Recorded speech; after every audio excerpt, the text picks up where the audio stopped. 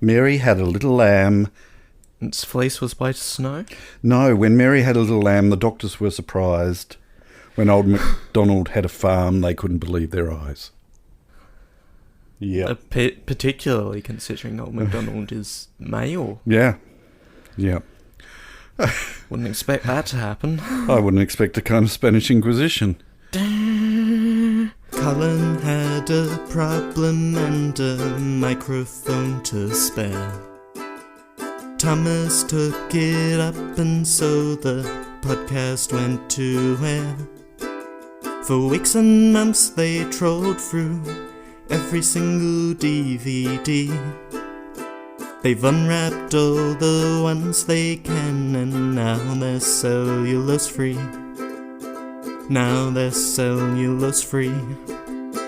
Hello, dear listener, and welcome to Cellulose Free. My name is Colin, and with me, as always, is my fellow film watcher, compadre and son, Thomas. Hi, hello. I managed to do that in one breath. Wow. What have you been up to? Not doing things in one breath. Doing things in multiple breaths.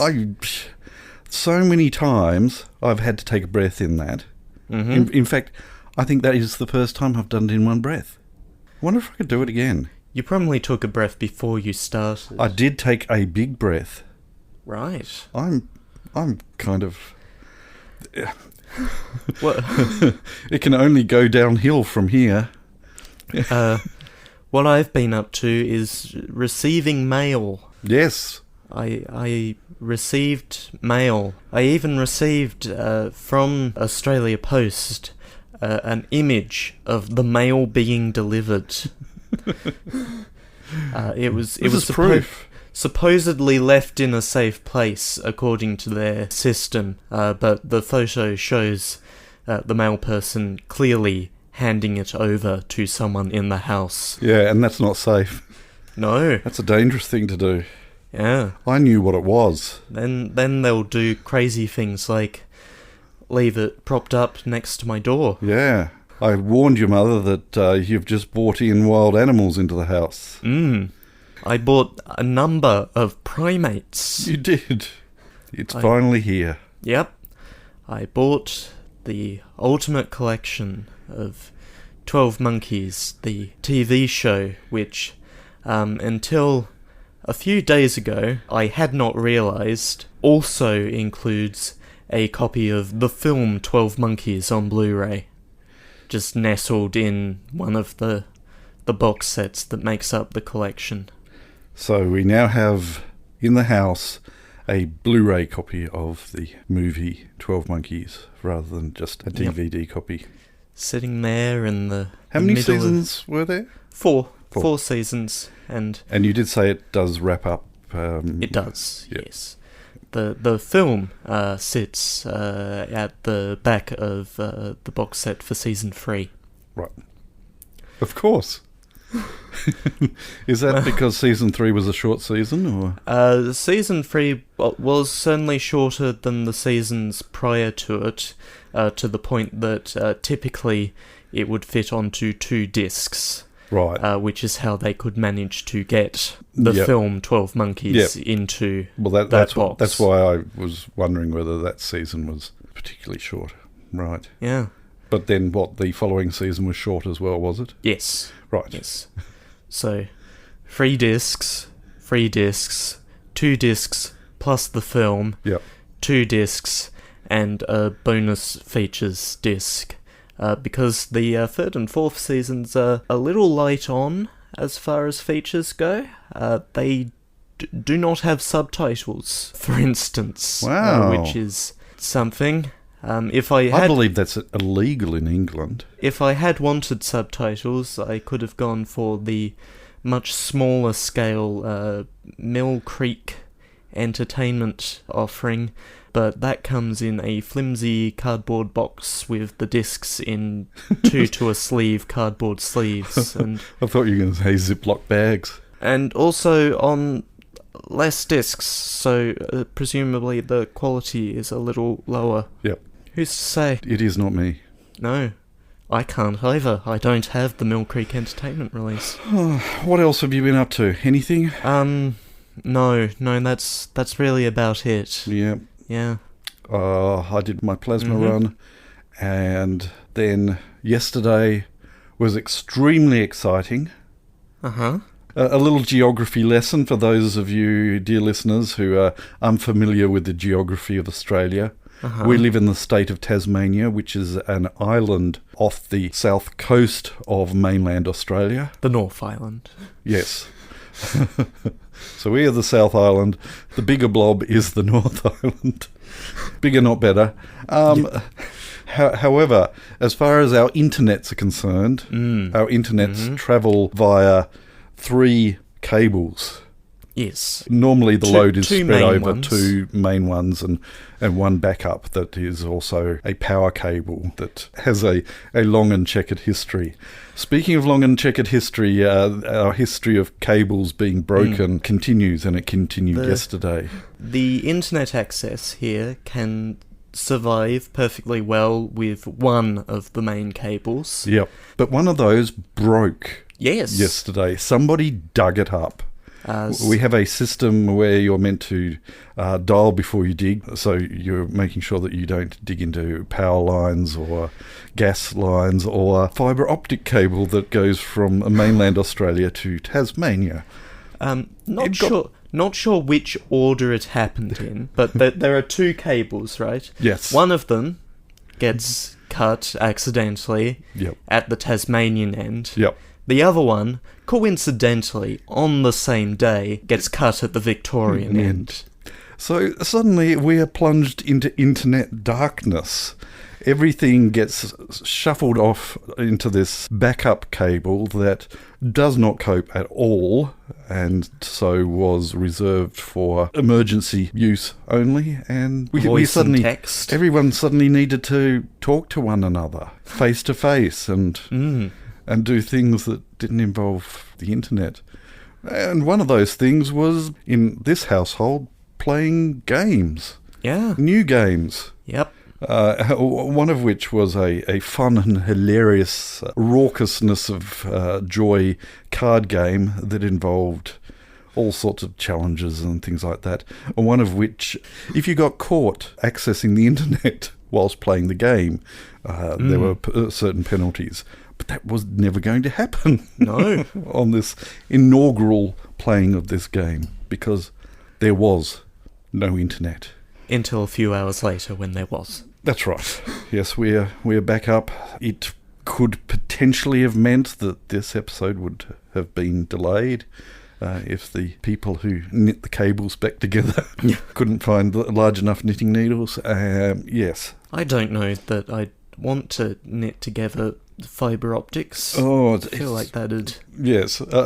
I joke, but as far as joining them together, they have vans where ends get spliced in special ways and things like that. But yeah, it must have been a horror experience. I saw photos ostensibly of the Victorian carnage that happened due to some hapless developer building a housing development. I'm led to believe the Victorian end was worse off. Yes. It was a mess. Anyway, so yes, that was our excitement for the week, I think. And trying not to doom scroll, which is very difficult to do, except yesterday, when I couldn't doom scroll. And so instead we played Hive. We played Hive, which is... so we played 2 games. Yes. Both of which none of us had played before, so it was fun. Hive, a chess-like without a grid and without squares. That's right. And Muffin Time, a game of things happening all at once. I actually watched the official spruiking of that game and a rule demonstration by the group that made it. And it was only like 3.5 minutes long. But they did it. They were able to explain the rules and give you an idea of how silly it was and fun Well, it was. The rules fit on two sides of an A4 sheet of paper in fairly large print, so... Yeah. So that was fun. Yeah. But other than that, no, I've got nothing. So we'll move on, I think. And then we had pancakes. We did. It was Pancake Day. Yeah. Pancake Day. Pancake Day. And then the internet was back, so we all scattered to the winds. That's right. Yeah, talking to each other is over now. And yes, everybody shuffled off into their little, what do they call them? Rooms? No, that's not the word I was looking for. Hermit shells. Yeah. Thomas, we've got a film to watch. We do have a film to watch. I confess I don't know how excited and eager I am to watch this now. I think I was last week.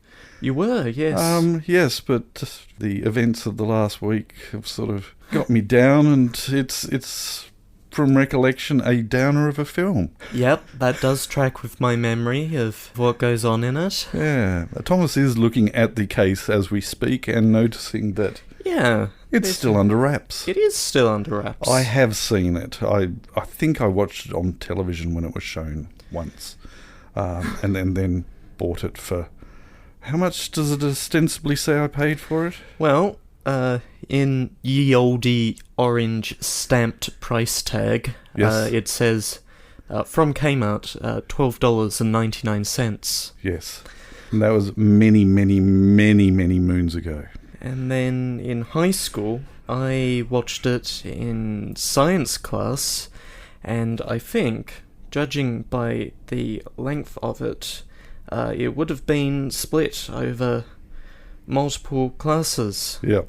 We did see the whole thing. You did watch the whole thing? Yeah. That's a rarity from my experience of having kids tell me, we watched this in class today. Oh, are you going to finish watching it? No, probably not. Yeah. I think at one point we had to have home group somewhere else with another class, and then we saw the beginning of a film, and that was it, because it was a one-off event, and I don't think I ever went into that room again. Do you know what film that was? Can't remember. Right. No. Good. Anyway. So, what are we watching today? We are watching the film GATTACA. Okay. Now, I'll stop you there. Yeah. That's exactly how I would have said it. Yeah. Okay. But listen to this. Okay, Google. What is the running time of GATTACA? GATTACA's running time is 1 hour and 46 minutes. That's technically the same pronunciation, but with different stress. Yes, and I made a mistake even in doing that test in calling it GATTACA, and it's actually GATTACA. She knew what you meant. She said GATTACA. GATTACA, yes. So we're watching GATTACA from 1994 or 6? Copyright says 1997. 97. Okay. Yeah. I knew it was before you were born, but yes, that's what we're watching. What, pray tell, is it all about? As one of the last natural humans born into a genetically engineered world, Vincent Freeman has none of the pre-ordered DNA that will guarantee him success. Desperate to realize his dream of exploring space, Vincent assumes the identity of a genetically superior athlete in order to gain employment at the GATTACA Aerospace Corporation. But when a single cell from any part of his body could betray him, how long can the truth remain hidden when we all shed 500 million cells every day? How many? 500 million. Ew. Yeah. Ew. You know dust? No wonder we fill up the vacuum cleaner every 10 minutes in its house. You know dust? Yes. Most of it's skin cells. That's right. That's what they say anyway. Anyway, so that's what we're watching. Thomas is going to spend half an hour trying to get it, because he's out of practice, getting out of it. It's cellulose, so it is cellulose free. He's going to pop it into the machine. We're going to watch it, and then we'll come back and talk about it. So we'll catch you on the flip side. Come on. You can fade this out while they turn to side B. No, it's turn to side G. There is no B. Or A, or T, Yes. or C. C, yeah. One of those. Yeah, but not B. No. You mongrel.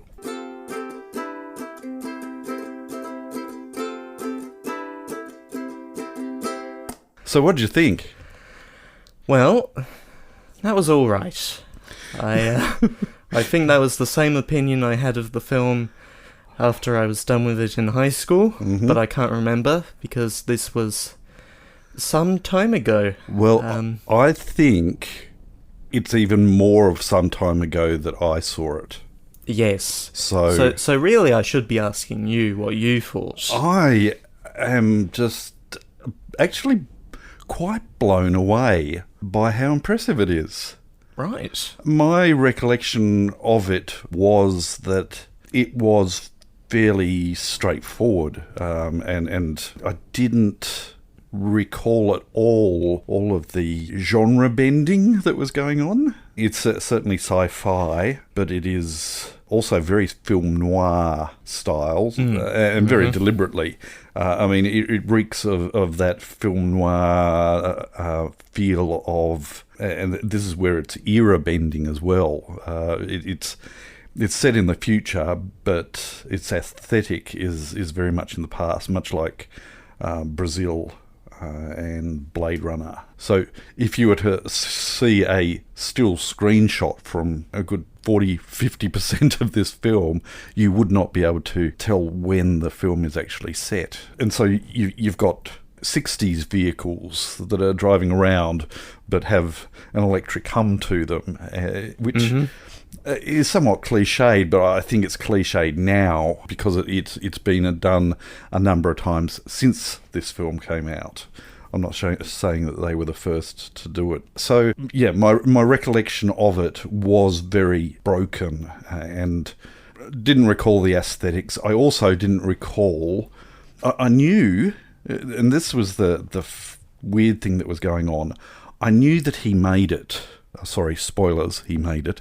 But watching it this time around, I still felt this absolute intensity of will he, won't he, even though I knew that he would, which I guess is an absolute strength of the storytelling in this. It was enough to get that anxiety going, which is probably not a good thing, but... That being said, my fear and trepidation of watching this that I had earlier was displaced. Yes, I had that anxiety, but I don't know, I really, really enjoyed, if that is the right word for it, this film. And the whole anti-hero nature of it. You know, this guy did some wrong things to get to where he was, but on the flip side of that, society did wrong things to him, which had made it impossible for him to achieve what he ultimately did by stealth and breaking rules and what have you. So back to you. Yeah, the effects in this film are pretty subtle and usually just for keeping... The most notable ones are the ones for creating a sense of place, the screens and such. Yep. But again, most of those screens are in an environment that is straight out of a 1950s typing pool.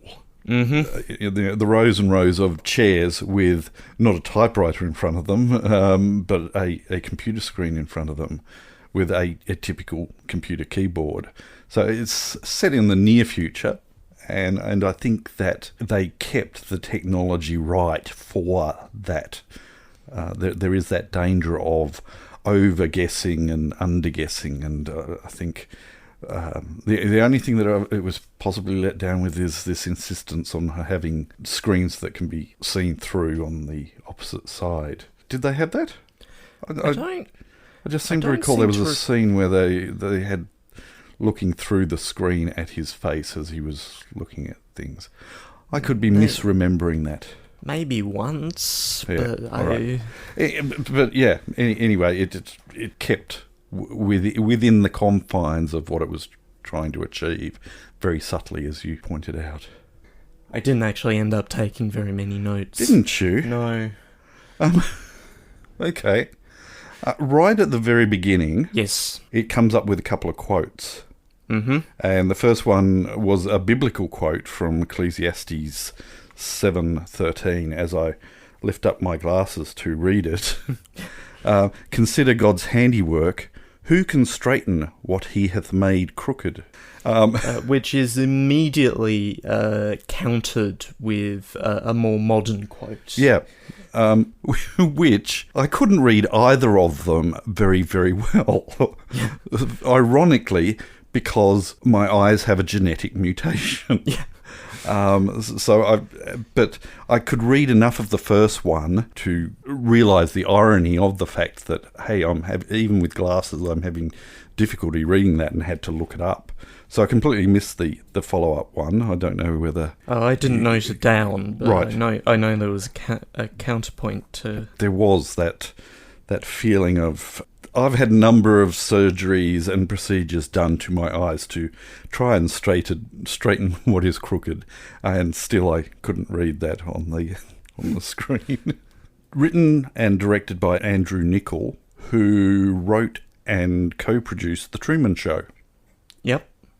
Which I did not realise. And also did In Time, which we covered back in episode 33 of Still Under Wraps. And that had very much the same type of feeling, didn't it? It's classic cars converted to do electric. Yep. Classism of another sort, but yeah. Wow. Yes. Okay. Cool. Very, very much similar films. Okay. Well, whilst we're on the connections between films we've watched before. The foreman of the cleaning crew, the older guy who was, you want to go to space, go clean that space there. That type of, that was Ernest Borgnine, who was one of the crew in The Black Hole. Right. So another science fiction film. I don't know how many other science fiction he has been in many films, but we may have seen his quota of science fiction films. The second quote from the start of the film, by the way, attributed to Willard Galen. I not only think that we will tamper with Mother Nature, I think Mother wants us to. Oh, okay. Right. Which it's directly contradicting the quote that came directly before. Yep.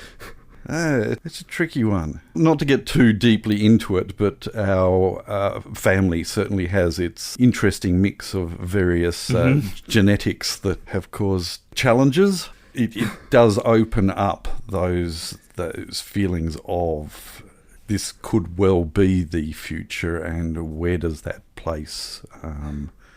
You've got people in the deaf community who are very much against cochlear implants because of that interference, and also the threat to the deaf culture and the deaf language as far as sign language is concerned.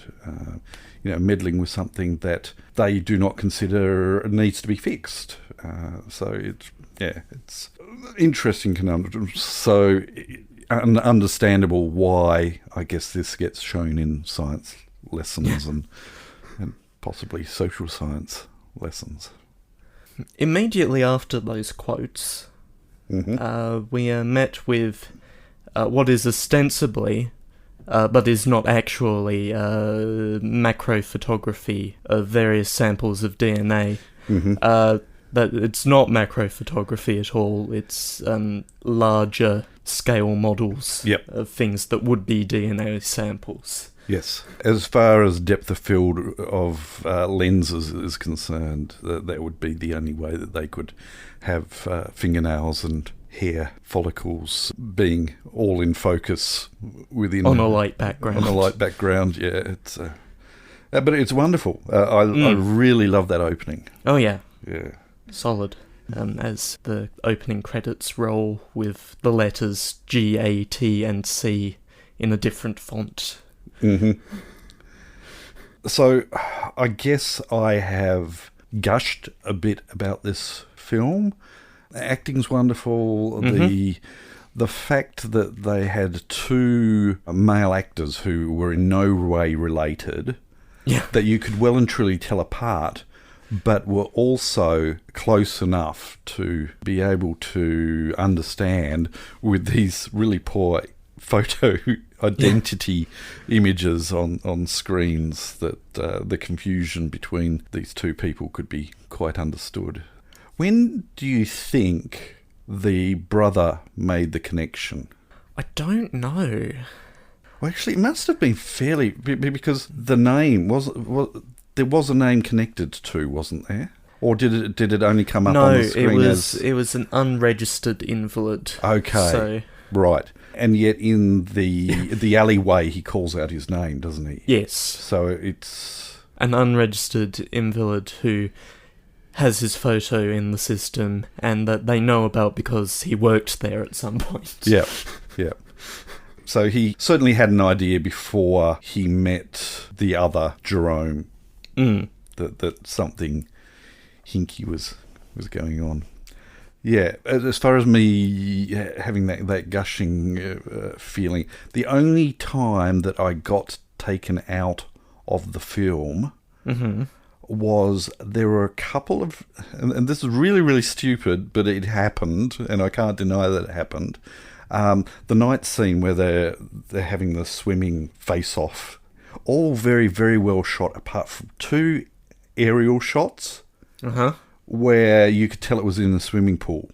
Right. The waves were just not matching at all in height and intensity to all of the actual in the sea type shots that were cut amongst it. It threw me that suddenly they, all the sounds are happening, but the actual wave intensity of those aerial shots weren't working for me. Suddenly it is calmer than it was a minute ago. I'm not sure how that works. Yeah, and it was only like a second to 2 seconds each time, and it only happened that this aerial shot happened twice. And oh no, it has become rough again. yeah. So enough to throw me, but it's a small fault in a really, in my opinion at least, solid film. Except for one other thing.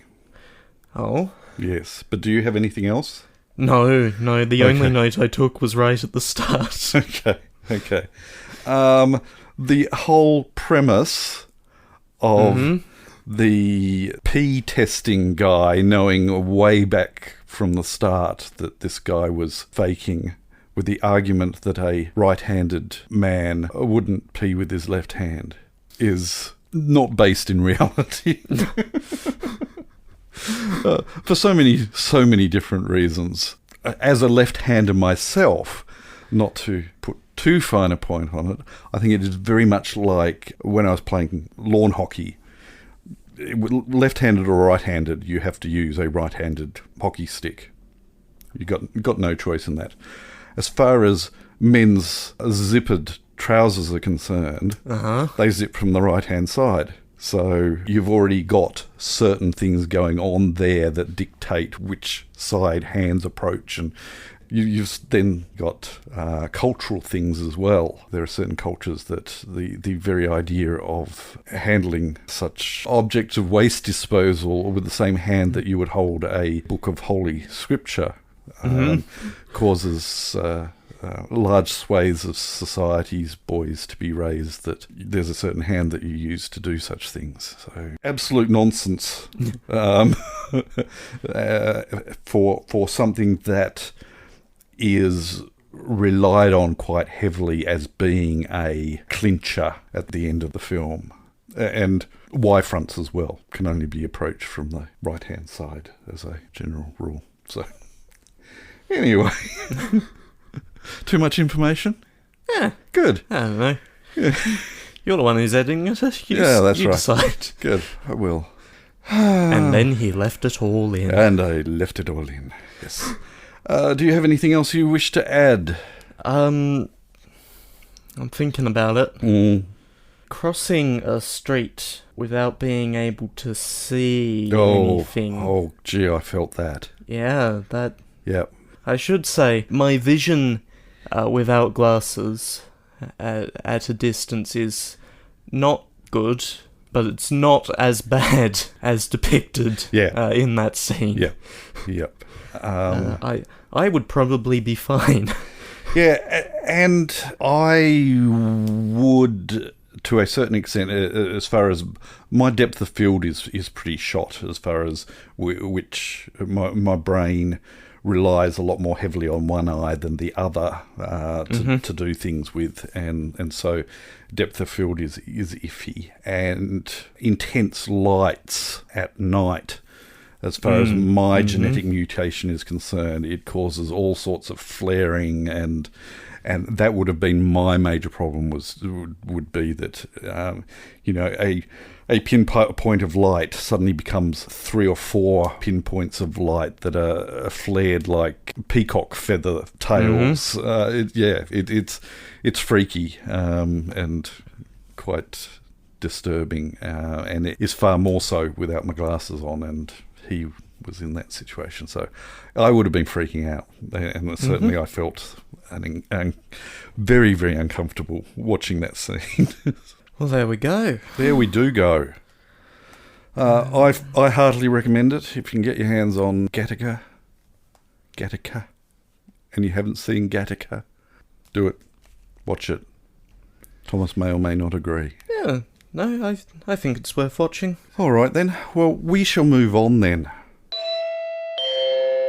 The following segment has no title. Thank you. Not a lot here. Entwosferatu.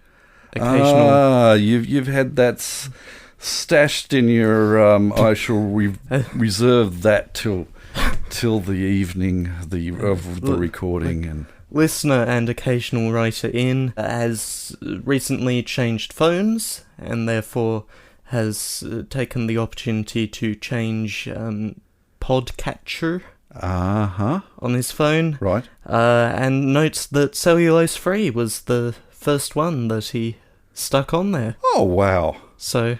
what madness is that? So that was nice. Thank you. Thank you very much. Cool. And, adding various other things as well. But yes. Grab yourself some 99% Invisible. Yeah. There. Do you have a recommendation for podcast? It's difficult for me to find the time to, and the ones that I do find the time to are not necessarily ones that I would recommend. Good. It's a mess. Good. Okay. Yeah. All right. Yeah, I have several gigabytes of backlog that I need to get to at some point. I'm not getting through my...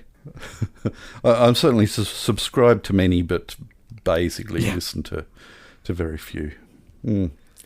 So why anyone? They're all there on my computer, just waiting for the moment I want to listen to them, and just in case any of them suddenly goes down for whatever reason. Yeah. The internet never forgets, but it is pretty leaky. Oh, well, one of my favourites has disappeared, I believe, now. Nerdzilla. Right. Was being hosted by ABC Radio. And they gave everyone plenty of warning that they would be wiping a whole swathe of podcasts from left, right and centre to make room. I guess they've only got a certain amount of... so, yes, Nerdzilla is on its way to being removed from the interwebs. Someone's probably stuck it up on archive.org. I don't know. Anyway, well, thank you, Entwosferatu, for sticking with us and finding our dross suitable to be the first thing you download. All right, then. There's nothing else? No, that's it. That's all that has happened this week. All right, we shall move on then. Pick a film for next week so we can go to bed. And it's your turn. It is my turn. I told you earlier that I was thinking a couple of segments ahead. You did. So we've just watched an Andrew Niccol film. Mm-hmm.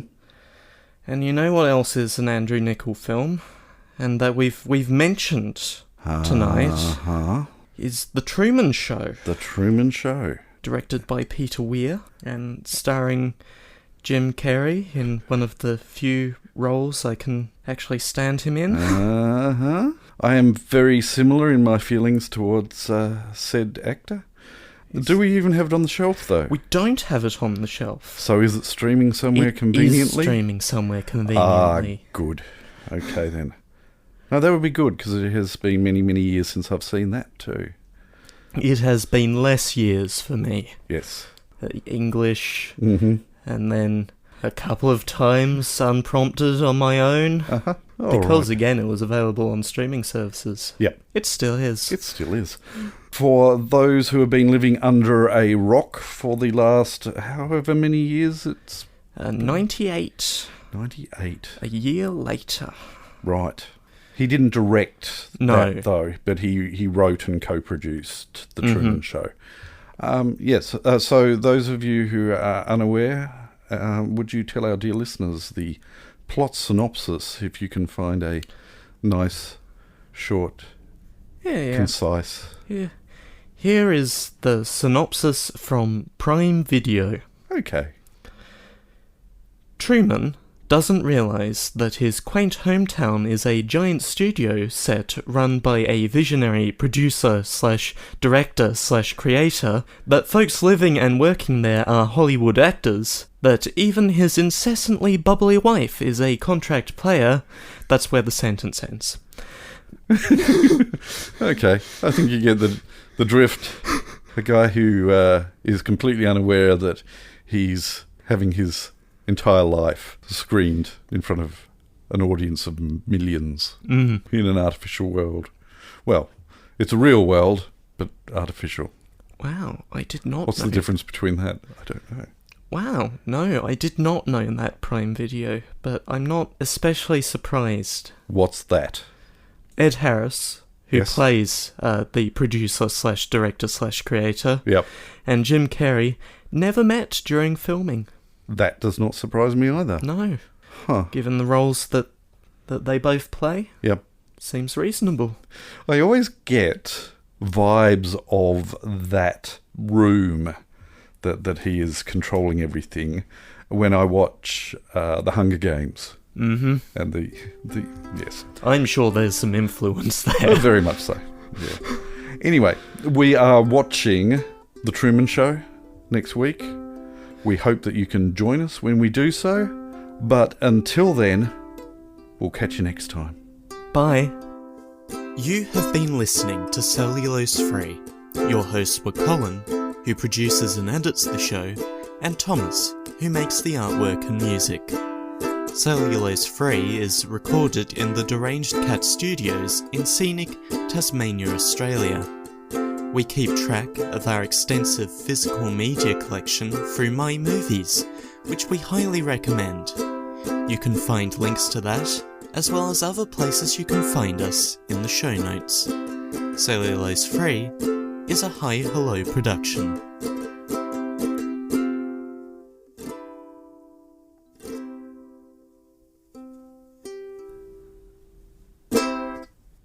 And it's a wrap. It is. No, with a W. Oh. So like a tortilla. Ah. Ooh. With lashings. No, I would rather a sort of a souvlaki. Okay. Would go down well right now. Yeah. You don't have access to one right now, do you? I don't. I haven't had one of those in ages. I've got a craving now for souvlaki. And lashings of tabbouleh. Wow. Apparently there's a place a couple of kilometres away. There is. It'll be closed though now. No, it closes in... Oh, no, that's further away. That's not the one that I was looking at. Oh.